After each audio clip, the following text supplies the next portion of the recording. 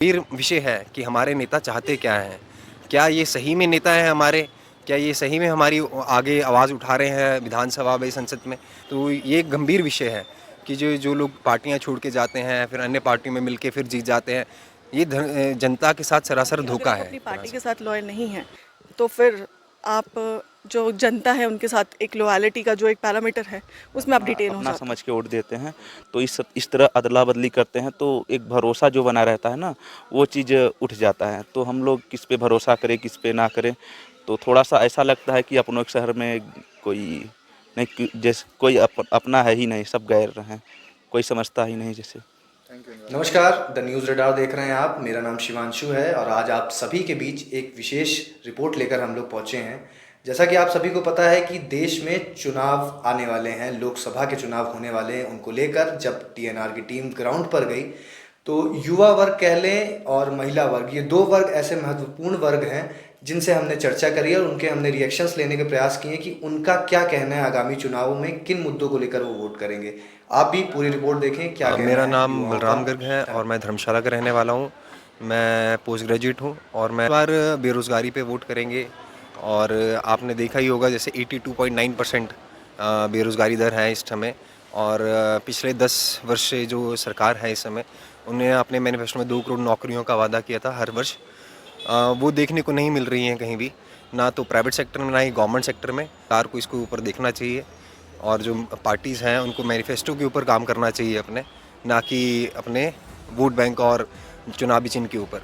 हिमाचल में जो ये पहली बार हुआ है कि बड़े लेवल पे कैंडिडेट्स ने पार्टी को छोड़ दिया है। जिस भी पार्टी को से वो थे, चाहे वो कांग्रेस से थे, बीजेपी से थे, तो उन्होंने अन्य पार्टियां ज्वाइन कर ली हैं आपस में स्वैप करके, जिस प्रकार आपने कहा। तो एक गंभीर विषय है कि हमारे नेता चाहते क्या हैं? क्या ये सही में नेता हैं हमारे? क्या ये सही में हमारी आगे आवाज़ उठा रहे हैं विधानसभा में, संसद में? आपको एक और हैरानी की बात होगी, हिमाचल की संसद का अगर रिकॉर्ड निकाला जाए तो बहुत सारों के ठहाके या हो हल्ला ही रिकॉर्ड में है। कोई फैक्चुअल बात और लॉजिकल बात नहीं करता है, फैक्ट्स के ऊपर बात नहीं करता है, कोई आंकड़ों के ऊपर बात नहीं करता है विधानसभा में। तो हमें सोचना होगा कि ये सच में हमारे लीडर हैं कि नहीं हैं।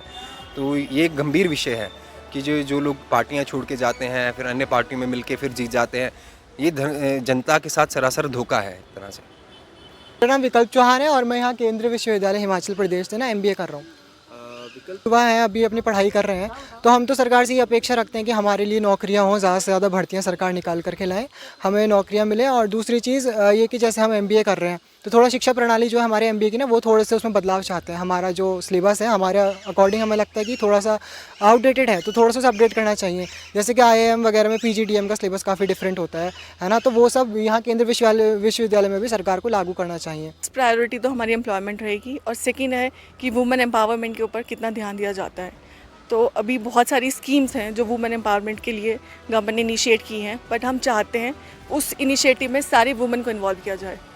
मैं बहुत ज़्यादा स्पेसिफिकली नहीं बताऊंगी, पर हिमाचल की कुछ स्कीम्स भी ऐसी थी जिसमें कहा गया था कि सब वुमेन्स को आप अंडरटेक करेंगे, बट वो नहीं हुआ। मैं सबके भी हाफ पे तो नहीं कह सकती, बट अपने लिए मैं कह सकती हूँ कि आई डोंट सपोर्ट देम। मेरे लिए ये था कि अगर आप अपनी पार्टी के साथ लॉयल नहीं हैं तो फिर आप जो जनता है उनके साथ एक लॉयल्टी का जो एक पैरामीटर है उसमें आप डिटेन हो जाते हैं। मैं हिमाचल प्रदेश सेंट्रल यूनिवर्सिटी से एमबीए कर रहा हूँ, अभी सेकेंड सेमेस्टर चल रहा है। मैं तो वाराणसी से हूँ। सबसे पहले तो यहाँ जो शिक्षा की श्रृंखला है वो काफ़ी बहुत ख़राब है।